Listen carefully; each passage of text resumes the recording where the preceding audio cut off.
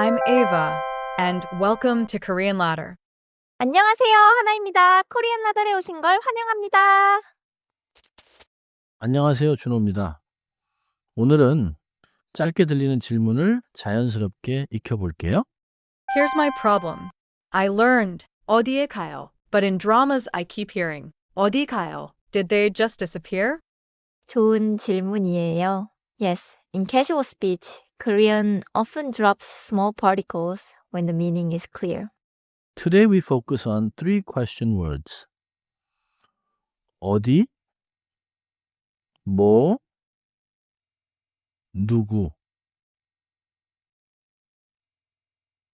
They often sound shorter in everyday conversation. The pattern is simple. 어디에 can become 어디, 뭐를 can become 뭐, and 누가 can sound like 누구 in a casual short question. So this is not sloppy Korean. It's normal spoken Korean. 맞아요. But it is context sensitive. In tests, careful writing or very clear correction, keep the particle. First, 어디에 가요 means where are you going or where do you go. In casual speech, 어디 가요 is very natural. The particle 에 marks destination or direction here. But with 가요, 어디 already feels like a destination. So, can drop. Let me try the short version. 어디 가요? 좋아요. It sounds like one small question, not a grammar exercise. Second, 뭐 먹어요? Means what are you eating or what do you eat? The object particle 를 is often dropped. Careful form is 뭐를 먹어요 or more commonly 뭘 먹어요. But in relaxed speech, 뭐 먹어요 is very common. So, 뭐 먹어요 drops her and 뭘 먹어요 contracts. 뭐를 both are useful. Exactly. 뭐 먹어요 is especially common when the verb makes the object obvious. Third, 누구 왔어요 means who came. The clear subject form is 누가 왔어요 and casual speech may say 누구 왔어요. Important detail. 누구 plus the particle가 normally becomes 누가. So 누가 왔어요 is very natural and clear. So for who, I may hear both. 누가 왔어요 and 누구 왔어요. 맞아요. 누구 왔어요 sounds conversational. 누가 왔어요 sounds clear and standard. Now listen to a short dialogue. Notice how short the questions are. 어디 가요? 편의점에 가요. 뭐 사요? 커피 사요. 누구 만나요? 친구 만나요.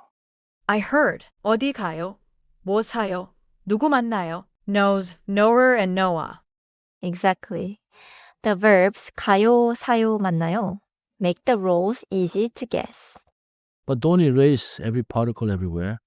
Dropping works best when the question word and verb already make the meaning obvious. Repeat after me time. I want to sound normal, not textbooky. 따라해보세요. 어디 가요? 어디 가요? 좋습니다. Next. 뭐 먹어요? 뭐 먹어요? 좋아요. Last one. 누구 왔어요? 누구 왔어요? Very good. If you want the safer standard version, say 누가 왔어요? Common mistake check. Can I say 어디 먹어요? If I mean what are you eating? 아니요. 어디 means where. For eating, ask 뭐 먹어요. The dropped particle is small, but the question word must be right. Another mistake is adding particles back in the wrong shape. For who as a subject, say 누가, not 누구가 in normal speech. So, 누구가 is not my go-to. 누가 왔어요? Or casual. 누구 왔어요? Also, don't drop particles just because English doesn't have them. Drop them because Korean conversation allows it when context is clear. Quiz time. Which question sounds the most natural if you casually ask a friend, what are you drinking? I'm choosing A. 뭐 마셔요? 마셔요. means drink, so wo is the thing being drunk. 정답은 A. 마셔요. In English, that is what are you drinking. The object particle 를 is understood. B could mean where do you drink in a different context. C sounds like who are you drinking? So it is not right here. 정리해 볼게요. 핵심 하나. Everyday Korean often drops particles in questions when the meaning is already clear. 핵심 둘 어디에 가요? can become 어디 가요? In English, 에 marks a destination or direction, but 가요 makes it obvious. 핵심 셋. 뭐를 먹어요? can become 먹어요.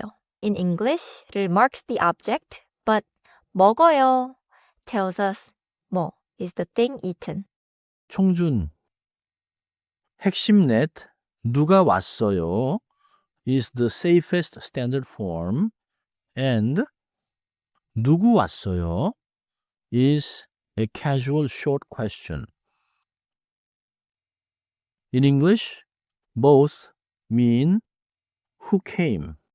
My keeper sentence is 어디 가요? It's short, useful, and now I know the missing it is understood. 오늘은 이 한 문장만 기억하세요. 어디 가요? It means where are you going? And it sounds natural in everyday Korean. 다음 시간에는 another small spoken shortcut that helps Korean sound less textbook-like. 함께 해주셔서 감사합니다.